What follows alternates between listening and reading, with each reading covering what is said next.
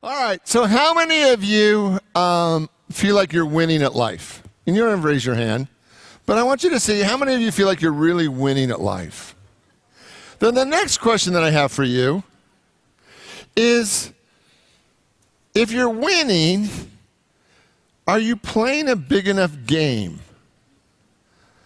Because one of the things that happens is sometimes we keep playing a small game because we know we can win, right? Instead of playing the game that our soul really came to play. And so one of my jobs here is to not only celebrate that you're winning at life, but to really challenge you to say, but are you winning at the game you're supposed to be playing? Because if you're winning playing a game that's too small for you, like if you've taken kindergarten 47 times, like pretty much anybody can pass kindergarten after the 47th time, right? And sometimes we feel a little scared, a little insecure, a little challenged. So we keep playing this small game over and over again. And our soul didn't come for that game. So if you're winning, are you winning at the right game?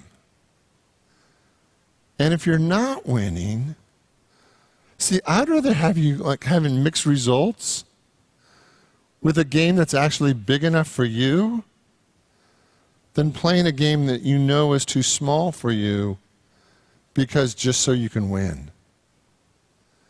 So tonight, would you be willing to play a bigger game? And would you be willing over the next 5 weeks for us to take these simple spiritual ideas, but to apply them on a much bigger level? You know, mastery at anything is doing it over and over again until it becomes a part of you. And then once you've mastered, whether it's a golf swing or a tennis swing or whatever, it becomes a part of you. And I want these simple spiritual ideas to be so ingrained in you that whatever game your soul came to play, you have the tools in your toolbox to play it effectively. Now, sometimes our ego really gets involved in the game we're playing. Do you have an ego? I have a huge ego, and I'm man enough to admit it. I have a huge ego, right? And sometimes my huge ego starts to critique the game I'm playing. And what I want you to see tonight is that your soul actually came for a bigger game. Would you be interested? So here we go. So we're using The Game of Life and How to Play It, Florence Shin's book. Now, Florence Shin was born in 1870. I think that's fabulous, right? She was actually divorced in 1912, right? The life that she led in New York was an amazing life. That she was doing things that a woman a century and a half ago absolutely did not do. And she did them with such zest. She was amazing. So tonight, I'm going to allow her words to inspire us to play a bigger game. Let me read from, and we're focusing on chapter 1 tonight. It's called The Game. So we see, to play successfully the game of life, we must train the imagining faculty. A person with an imagining faculty trained to imagine only good, bringing into his or her life every righteous desire of his heart, health, wealth, love, friendship, perfect self-expression of his highest ideal. So the focus of the first chapter is learning to focus the faculty of the mind. And what she talks about in this first chapter is she talks about that we have 3 faculties of mind. Now, she talks about superconsciousness. Can you read it if I do it in red? Okay, superconscious, right? Conscious and subconscious. Okay? Now, she talks about this idea that superconscious is our ability in our mind to actually entertain the mind of God. That superconsciousness is our ability to attain, to hold on to pure ideas, perfect ideas, the mind of God ideas, possibilities, to actually download spirit. And that download of spirit happens at this level of superconsciousness, that we actually have access to it. We have access to it. We can have access to it in our conscious mind. Sometimes we have access to it through dreams. Sometimes we have access to it through visions. But we have access to this level of consciousness, this level of superconsciousness, which is pure goodness, right? Now, think about all the ways that God is trying to inspire you, trying to lead you, trying to guide you, trying to move your life forward. In this model, that all comes from superconsciousness. It comes from that level that there is this higher possibility. There's this perfect mind. There's these divine ideas, if you will. These are all in the realm of superconsciousness. They're all in this realm of everything that could be, right? So, have you ever had a vision for your life and then you dismissed it because it was too big, too good? Like, we didn't have the ability to really wrap our arms around it. So we entertain this idea from the mind of God. We entertain this possibility from the mind of God of what could be. But that's really only the first step. Right? The first thing that we're asked to do is then entertain these ideas. But entertaining them is not enough. Because entertaining these ideas in and of themselves doesn't bring it into expression into our life, right? So the first aspect of this is superconscious. The next aspect is conscious. Now, the conscious mind is really interesting because the conscious mind is pivotal. And what that means is your conscious mind can focus on anything. Have you noticed that? Like, have you ever been amazed about what your mind thinks about? Like, you know, you're meditating, it's like, I wonder if I left the iron on, right? Or, you know, you pull out of the driveway and you get halfway down the block and you think, did I shut the garage door? Right? And then you turn around and drive around, and maybe it's just me, you turn around and you drive back and say, oh yeah, right? So your conscious mind has the ability to be pivotal. And there's several things that it can focus on. Well, the first one, it can focus on the I went too long. Three-dimensional reality. So your conscious mind can look out at the world and focus on everything that is, just the way it is, right? Now, so we can focus on lack, limitation, we can focus on this or that. So your conscious mind can look out at the world and see the world the way it is, positive, negative, up and down, all that. Your conscious mind can also focus on your past.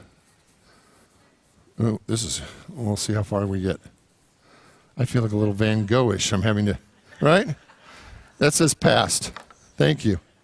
Your conscious mind can focus on your past.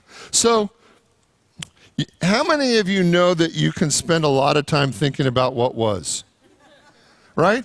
So your conscious mind has the ability to focus on what's current, the past, but it also has the ability to shift and focus on the mind of God, superconscious, right? So it can focus on the past, it can focus on what is, or you can focus on the infinite possibilities of God, right? Now, what happens when your conscious mind focuses on the infinite mind of God is that then you are then downloading divine ideas. You are now downloading infinite possibilities. You are now downloading inspiration, ideas, intuition, all the things in life that could be, right? Because God actually knows all the things that could be. So if you need an idea for your business, or you need an idea for your personal life, you need something going on at school, something going on in your relationship, you have the ability through your conscious mind to go back to past answers. How many of you have ever tried to solve a current problem with a past answer? Right? And sometimes it works, right? Have you ever tried over and over again to solve the same problem with the past and been disappointed that it didn't work? So then you could focus on talking to all your friends. Like, well, what do my friends think I should do, right? What does the world think I should do? If I Google it, what's the answer, right? Right? Give me the black one. Perfect, thanks. So we can focus on the three-dimensional. Thank you. I was a trained SEAL in a past lifetime. Thank you very much. If it would have been a fish, it would have been even easier. All right? Wait, pay attention. This is where it gets important. Or, the parlor tricks are later, right? All right. Or, conscious mind can actually focus on superconsciousness. And we can actually download the ideas of God. So what if, like, whatever you want, whatever the need, whatever the situation, say you want to start a new business, say you want to heal your body, say whatever it is, whatever, you can go to your past to look for the answer, but the likelihood that the answer is going to be in your past is pretty slim. Because if the answer was in your past, you would already have done it. Right? You can go to all your friends and Google and all that stuff and go see if the answer is out there. And maybe the answer is out there. But if you want to be at your highest level of success at the game of life, we have to learn how to begin to access the mind of God. We have to begin to learn how to access superconsciousness. That's what Einstein would do every time he got stuck in a problem in his lab. He would go take a nap. And in the process of quieting his conscious mind from everything he was working on, what it did was it opened up so that he would have access to superconsciousness. And what we want to do then is bring superconscious into consciousness. Or really what we want to do is bring consciousness, we want to become conscious of superconsciousness. Right? We actually want to become absolutely conscious of the mind of God. As Einstein said, we want to know God's thoughts. Right? We want to know the thoughts of God. And the reality is that superconsciousness is within all of us. Like, we all have direct access to that. Now, it's not just enough to then to entertain the mind of God. We then have to actually impregnate our subconscious with that possibility, because that's what we create from. Our subconscious is the creative force in our life. So we create over and over again by what we hold, what's held in our subconscious, right? So whatever we believe, right, we are in the process of creating. Not even because we're intentional about it, but because it's just in our subconscious. So as we change our beliefs, it changes how we begin to, I'm going to say impregnate, but that's really my best word. We impregnate the subconscious with ideas. And when the subconscious is impregnated with ideas, those ideas are created in the three-dimensional world. And at the highest level, what we want our conscious mind to do is just to completely download the divine into our subconscious where it creates our reality. How many of you have ever felt like you were no good? Right? Where is, in this map, where is that belief? Where do we hold that belief? In the subconscious, right? And so when we believe that we're no good, over and over again, we create from that level of our subconscious and see a reality where it gives us evidence that we're no good. Now, would that come from our superconsciousness? No, but our conscious mind looks at our past, finds evidence that we're no good, and plants that in our subconscious that creates that reality. And so what happens over and over again is whatever our consciousness is focusing on is being implanted into our subconscious. So whatever we're focusing on, we are literally creating in our life. So to win at the game of life, guess what we have to change? What we focus on. We have to decide, which is really interesting for a lot of us, that we're actually going to entertain a new level of ideas. See, a lot of people teach that imagination happens at the level of consciousness, that we actually use our imagination to create, to imagine, right?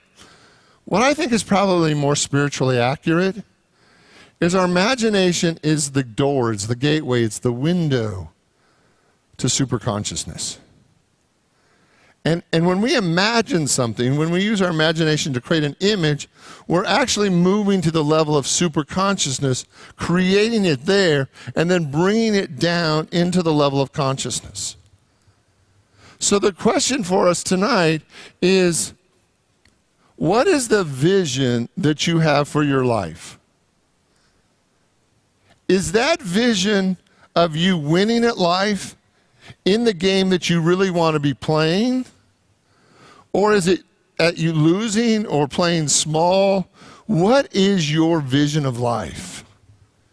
And would you be willing to move out of your conscious thought process and really begin to entertain the mind of God for your life? Like for your business, for your financial life, for everything that you do, would you actually be willing to move to the level of superconsciousness and say, okay, God, okay, consciousness, okay, pure being, whatever you call it, Harold, right?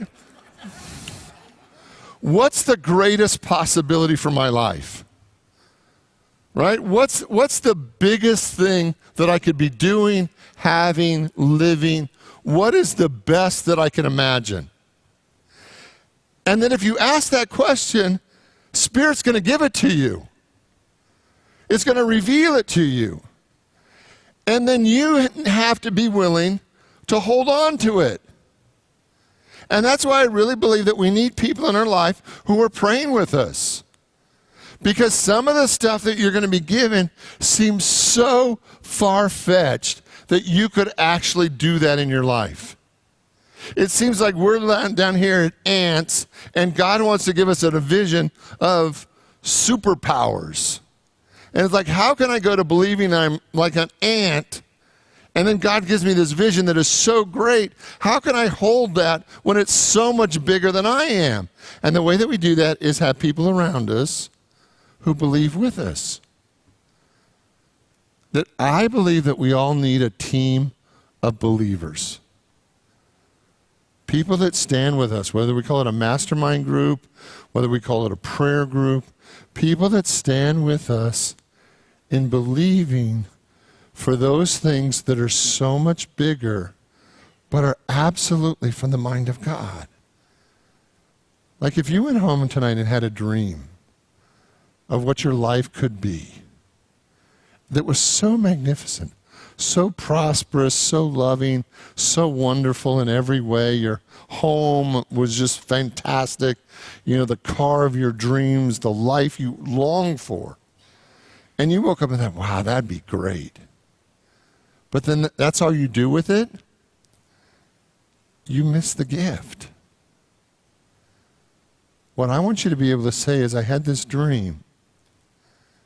And I believe that because I had this dream, it's really God's dream for me. And I have people around me who I can share that dream with, and they actually believe with me and for me that I could live a life that's that great. Even though I don't completely believe that for myself, I have people around me that would believe for me.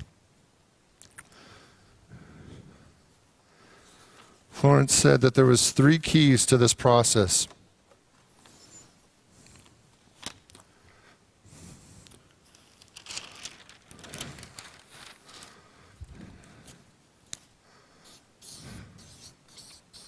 She said we have to have desire, we have to have faith, and we have to be willing to speak the word.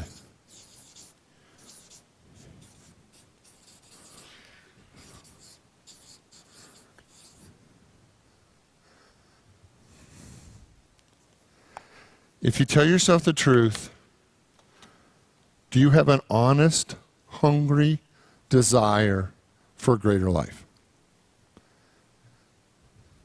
Because you can kind of want it and kind of never have it.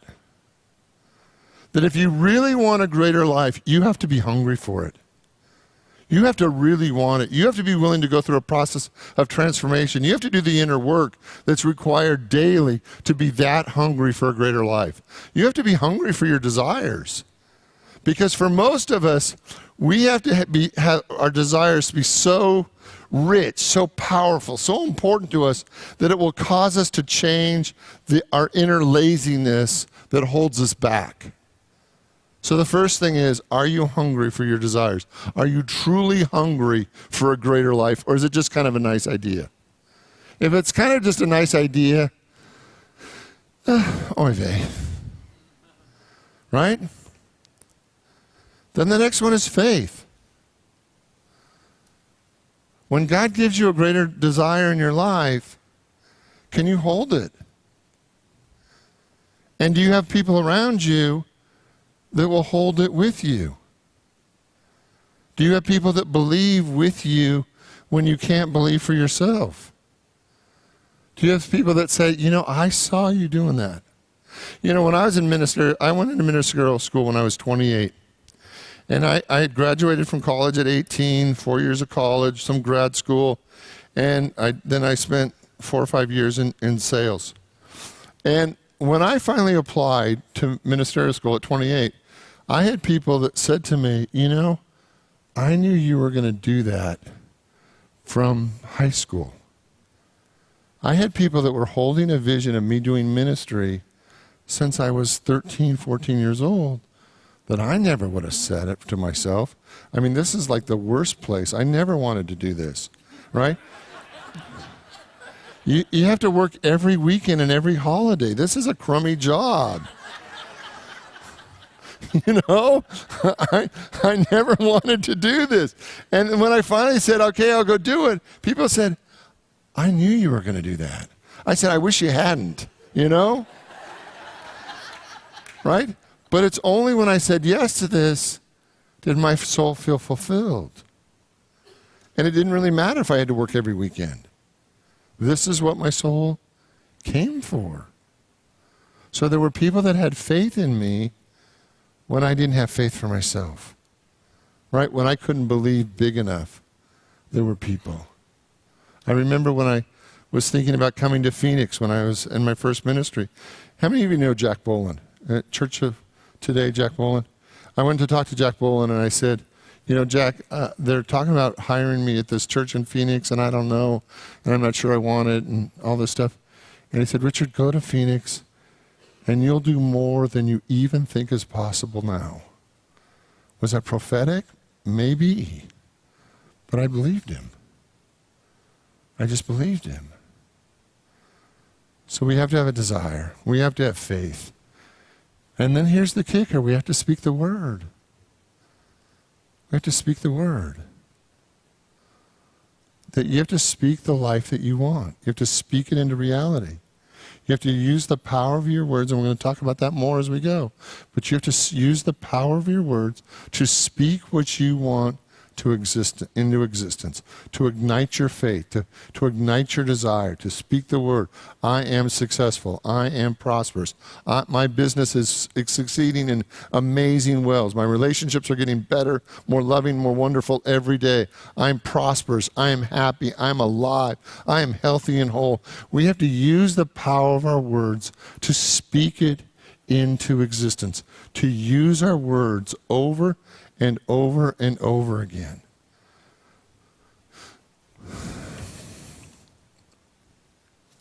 She says this: the object of the game of life is to see clearly one's good and to obliterate all mental images of evil. This must be done by impressing the subconscious mind with the realization of the good that you desire. Then she goes on. It's finally in the last paragraph of the first chapter. Speak these words aloud, and I want you to hear them, with power and conviction. I now smash and demolish every untrue record in my subconscious. You want to say that with me? I now smash and demolish every untrue record in my subconscious. They shall return back to the dust heap from their nothingness from which they came. They came from my own vain imagining. I now make my perfect record through the Christ mind. So here's the last homework assignment. I not only want you to have this clear vision of what you want, but this week I want you to erase everything in your subconscious that is less than the best. Well, how do you do that? You tell it to clean the... How do you clean your hard drive? You just erase it.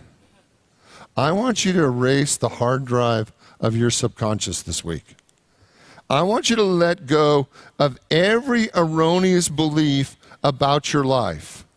I want you to forgive. I want you to release every bit of weirdness that you believed in.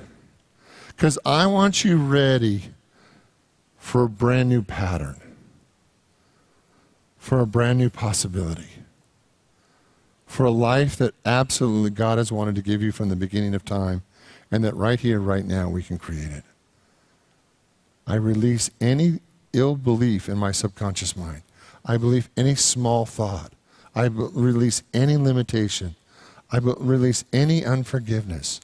I hold nothing back, but allow God to clear my subconscious of every crazy idea. I want a complete cleaning out of your subconscious mind this week. I know it's a big job, right? But it's a lot more work to try to keep creating over erroneous beliefs. It's actually just easier to wipe it clean. So are you willing? So this week I want you to get really clear on what you want. I want you to be crystal clear on not only what you want, but to actually entertain the mind of God. What does God truly want to give you? What is the life that God is promising to offer you? Are you willing to hold on to that? And then are you willing to release anything in your subconscious, to just tell it to clear itself? Clean and release anything in your subconscious that is not for your highest and the best, so that we can be super conscious, conscious, and subconscious. We can be totally united so that we can download the mind of God into every area of our life. Are you willing to try this week? That's where we're going. Okay, let's close with prayer. I invite you to open your mind, your heart, your soul to the activity of God.